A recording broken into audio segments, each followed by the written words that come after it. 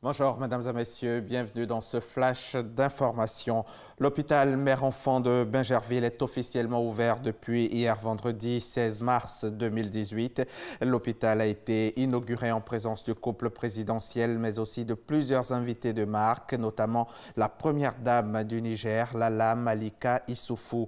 L'hôpital mère-enfant Dominique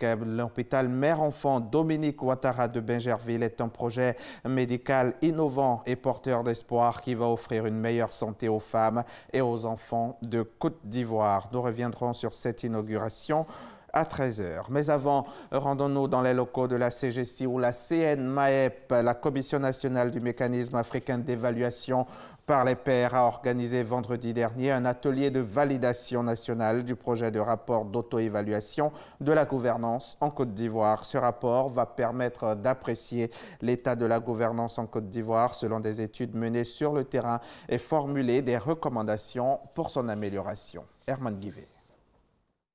Selon le projet du rapport national d'auto-évaluation de la gouvernance en Côte d'Ivoire, mené par la Commission nationale du mécanisme africain d'évaluation par les pairs, CNMAEP, l'État ivoirien a réalisé d'importants efforts pour le retour à la paix en Côte d'Ivoire après la crise post-électorale à 2010-2011.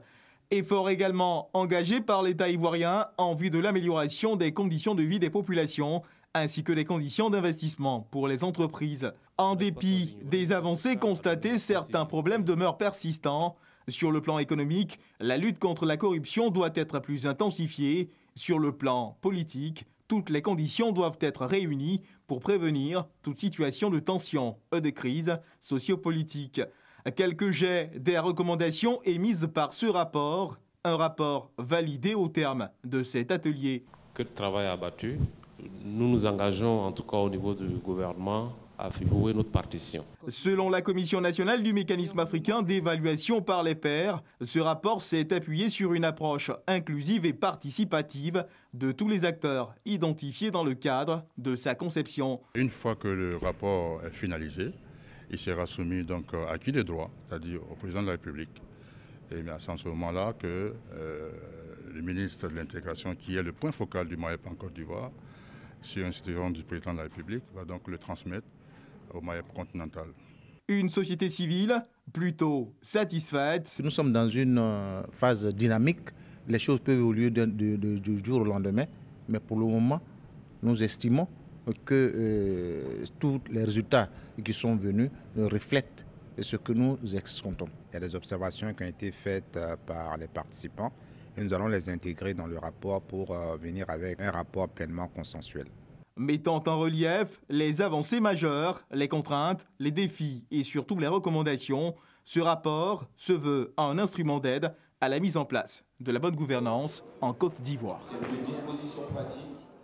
Direction Paris en France où se tient depuis le 14 mars dernier la deuxième édition du Salon de l'enseignement professionnel de France. L'événement est organisé par l'Association française des industriels du numérique, de l'éducation, de la formation et la Côte d'Ivoire y prend part.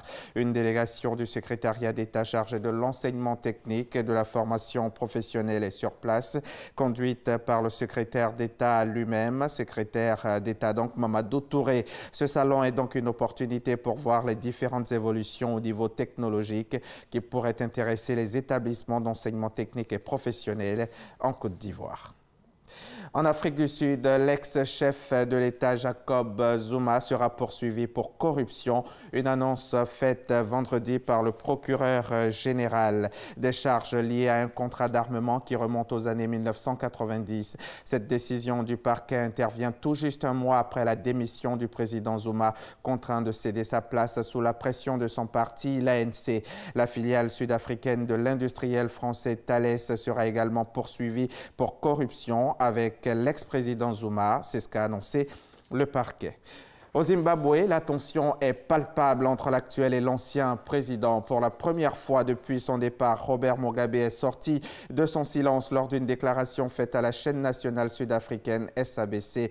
Et comme d'habitude, il n'a pas sa langue dans sa poche. Il a déploré avoir été la victime d'un coup qu'il a qualifié de honte à effacer.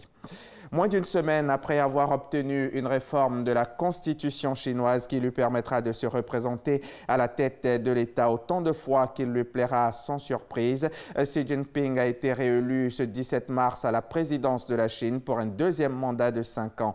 C'était lors d'un vote à l'unanimité en faveur de l'homme fort de Pékin, seul candidat à se présenter devant les députés.